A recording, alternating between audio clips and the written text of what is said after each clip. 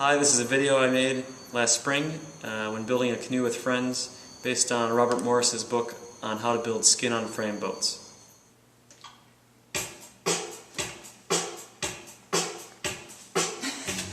We just rearranged the house to make room for building a canoe shop here, and there's Aaron testing out the old workshop over there. I think we're good. I think this is working.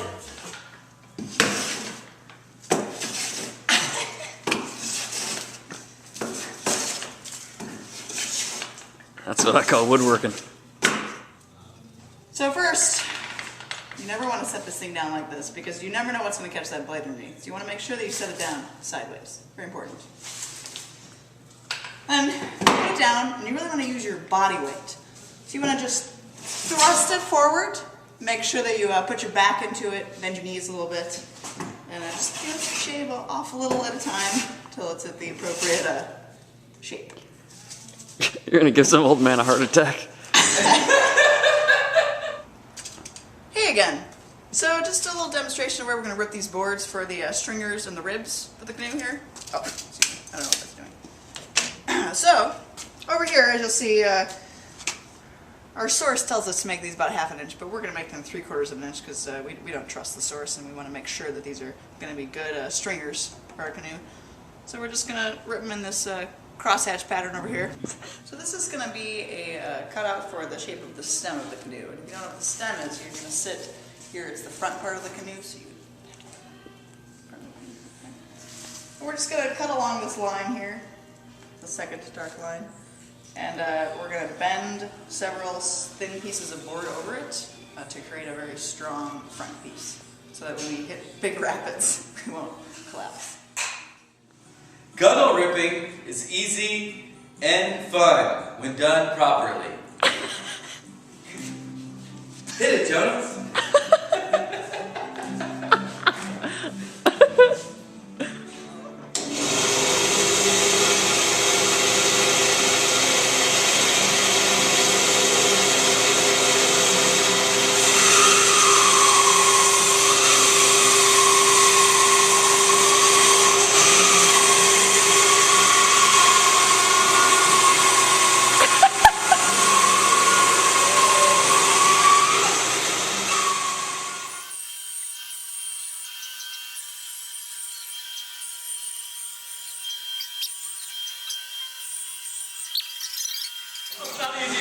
Was it successful? It wasn't easy or fun. It didn't feel very safe to me. So, I mean, that's a really great cut, you know, honestly.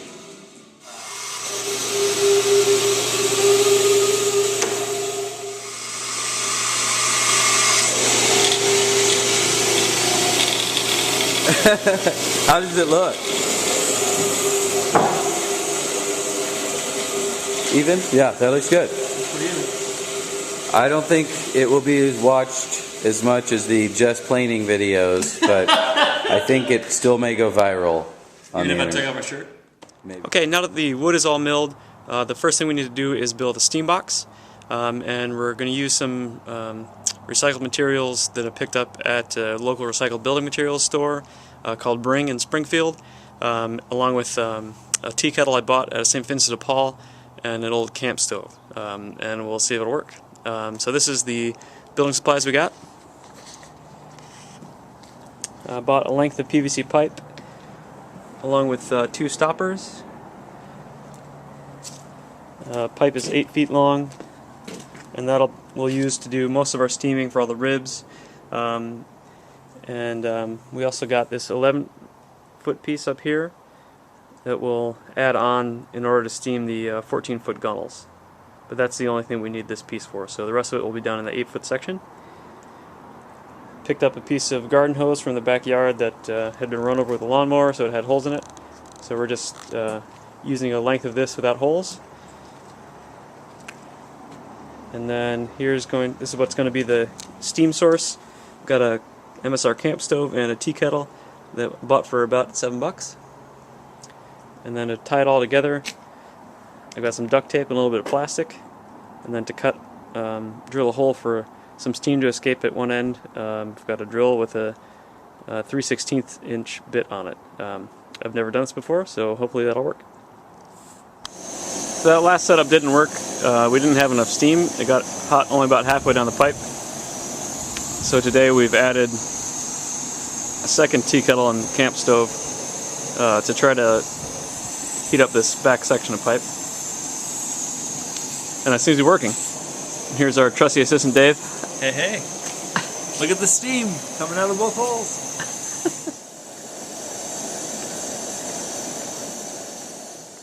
So on our first attempt we had a failure where the wood ended up cracking and splitting along the grain, where the grain ran out. And we think it was because we had the weight concentrated in the middle of it, and maybe because it wasn't hot enough, we're not sure. So for the second attempt we're spacing out the weight so that there's 4 weights spaced out to try to even out more evenly distribute the weight across the curve, and we'll see if that works. And we've got our gunnel stock here has been soaking for a week, just kind of in a tarp. I've been putting water on it all week, and it's been soaking, so it's fully saturated. And as soon as the steam box is pushing steam out and it's nice and hot, we'll load that in. All right, we're steaming, and VJ is putting the gunnel stock into the steam box. So it's been in for about 2 hours. Alright. And we're just going to shut off these camp stoves here. We've got a whole army of people helping. And a very intimidating army. And then we'll go bring it inside and we'll see if we can bend it without breaking it. Alright. BJ's going to risk his fingers for the sake of this canoe. On his dominant hand, no less. BJ's going to risk his fingers. There we go. Oh, okay. BJ needs medical attention. But it's not fun.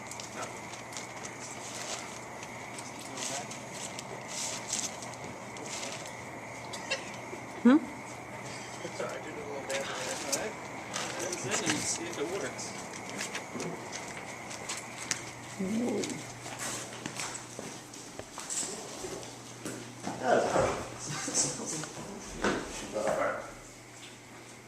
Yeah, I got it.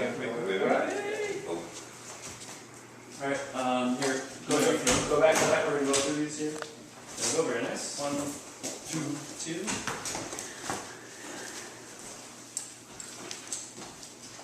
Okay. Alright. Did it turn right? Do we need to do anything like that? So we need to...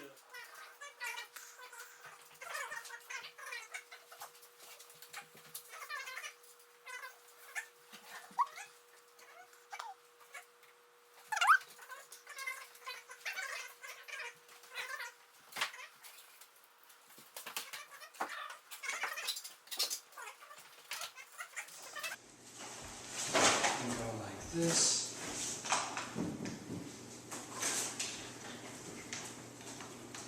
Woo! You're looking at 20 to 21 inches. Get the fuck out!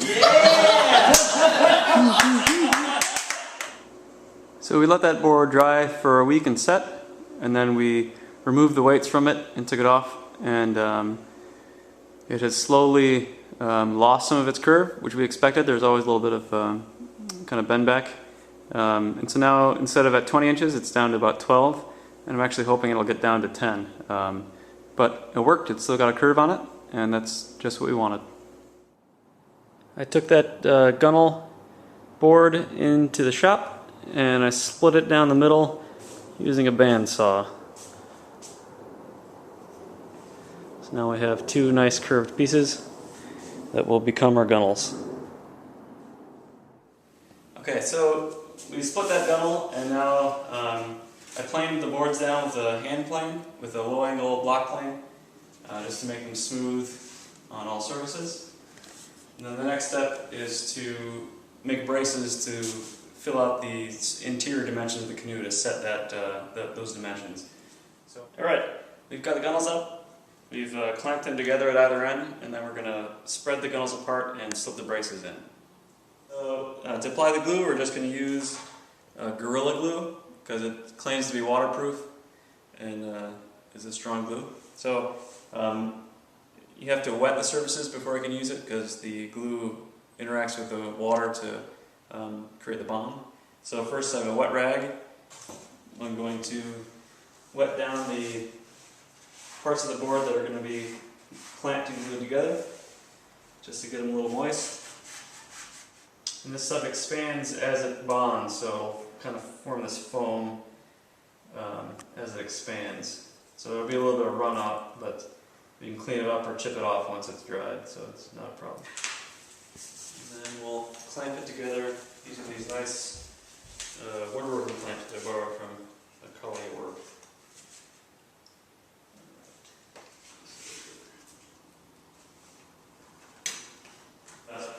Two ends are glued. We're going to slip it apart and put the braces in so that it glues in the correct position and bonds correctly. Want a hand with that? I think I can get it here. It's just there we go. So now we have the two ends glued and the three internal braces. So while that's gluing, we're going to do a few other activities here just to bide time. Alright, so I formed the decks, cut them out of a 1x8 and sanded them and filed them down to the size we needed and fit them into the crook formed by the gunnels coming together. And then I glued the gunnels, put glue on the deck, put it in there, lashed it and clamped it in place, and then drilled and doweled through the sides to hold the gunnels into the deck. And it's been about 2 hours, and I just used Gorilla Glue because it's a waterproof glue that expands, so hopefully it's forgiving of errors. And now we're going to open it up and see if it holds, because the last time I did this, it didn't hold, so we'll see.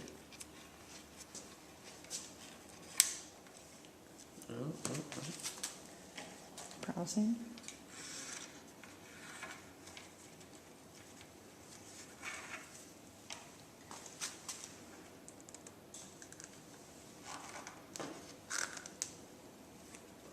Cool. That's it. Yeah, woohoo!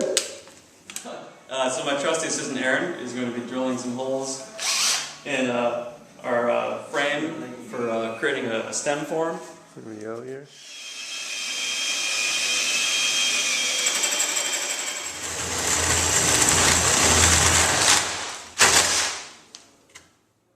Our first attempt at bending the thin pieces for laminating the stems didn't work. We ended up cracking a couple, so I filled a bathtub with some really hot water and just soaked the boards in there for about 5 minutes, and then they bent very easily along this frame.